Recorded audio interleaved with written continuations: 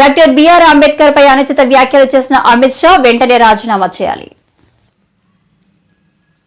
రాజ్యాంగ నిర్మాత doctor BR Ambedkar పై కేంద్ర హోంమంత్రి అమిత్ షా చేసిన అనుచిత వ్యాఖ్యలను ఖండిస్తూ శనివారం అల్లూరి జిల్లా ముంచంగిపుట్టు మండల కేంద్రంలో గల అంబేద్కర్ విగ్రహం వద్ద గిరిజన సంఘం ఆధ్వర్యంలో నిరసన కార్యక్రమం చేపట్టారు. ఈ సందర్భంగా గిరిజన సంఘం నాయకులు కొర్ర త్రినాథ్, ఎంఎం శ్రీను మాట్లాడుతూ భారత రాజ్యాంగ నిర్మాత, సామాజికవేత్త డాక్టర్ బిఆర్ అంబేద్కర్ గూర్చి పార్లమెంట్ ఉభయ సభల్లో కేంద్ర హోంమంత్రి అమిత్ షా మాట్లాడుతూ ప్రతివాడు అంబేద్కర్ అంబేద్కర్ అని మాట్లాడటం ఫ్యాషన్ అయిపోయిందని, అలా మాట్లాడటం వలన ఏం వస్తుంది, దేవుణ్ణి ఎన్నిసార్లు స్మరిస్తే పరలోకానికి పోయి పుణ్యం వస్తుందని మాట్లాడి అంబేద్కర్ను కించపరచడం చాలా బాధాకరమని వారు అన్నారు. రాజ్యాంగబద్ధంగా ఎన్నికై బాధ్యత గల కేంద్ర హోంమంత్రిగా ఉంటూ రాజ్యాంగాన్ని రక్షించాల్సింది పోయి అంబేద్కర్ను కించపరిచి మాట్లాడటం అంటే భారత పార్లమెంటరీ వ్యవస్థను కించపరచడమేనని వారు అన్నారు. ఇటువంటి వ్యాఖ్యలు చేసిన అమిత్ షాను ప్రధాని నరేంద్ర మోదీ చర్యలు తీసుకోవాల్సింది పోయి వెనకేసుకుని రావడం చాలా దుర్మార్గమని వారు మండిపడ్డారు.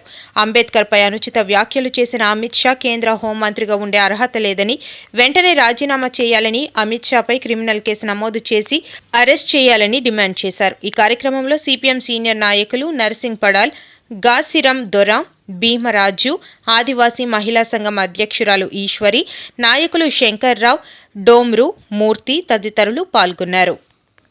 ఆదివాసీ గిరిజన సంఘం ముంచంగుట్టు మండల అధ్యక్షుడిని ఈ 2 రోజుల క్రితం భారత పార్లమెంట్లో కేంద్ర హోంశాఖ మంత్రి అమిత్ షా చేసినటువంటి వ్యాఖ్యలు చాలా దురదృష్టకరం, చాలా బాధాకరం, చాలా దుర్మార్గం.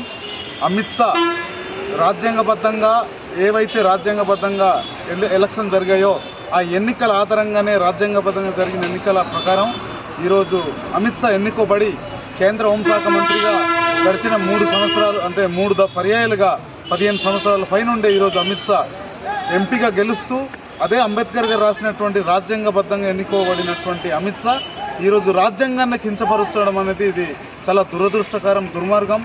తక్షణమే అమిత్ షా రాజీనామా చేయాలి.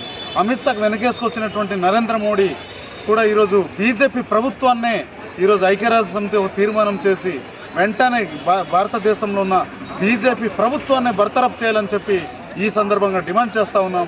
ఎందుకంటే గతంలో మణిపూర్లో ఏ విధంగా జరిగిందో అటువంటి గొడవలు సృష్టించే కార్యక్రమం అమిత్ షా గారు చేస్తూ ఉన్నారు. అదేవిధంగా పార్లమెంట్లో ఉన్న ఎంపీలందరూ కూడా అమిత్ షా చేసిన వ్యాఖ్యలు తప్పు అని చెప్పి పార్లమెంట్ సభ్యులు ఈరోజు విపక్షాలు సిపిఎం, డిఎంకే, ఏడీఎంకే, అలాగే టీఎంసీ, అలాగే కాంగ్రెస్ సభ్యులందరూ కూడా ఇండియా కూటమి సభ్యులందరూ కలిసి మనం అమిత్ షా క్షమాపణ చెప్పాలని అడిగినప్పుడు కూడా క్షమాపణ చెప్పకుండా ఈరోజు అంబేద్కర్ గారిని వక్రీకరించి కించపరచడం ఇది చాలా దుర్మార్గం. ఇది ఆర్ఎస్ఎస్ బీజేపీ యొక్క ఉద్దేశం. ప్రధానంగా కనిపిస్తున్నటువంటి అంశం ఏంటంటే ఈరోజు బాబాసాహెబ్ అంబేద్కర్ గారు ఒక దళితుడు రాసినటువంటి రాజ్యాంగం రద్దు చేయాలి.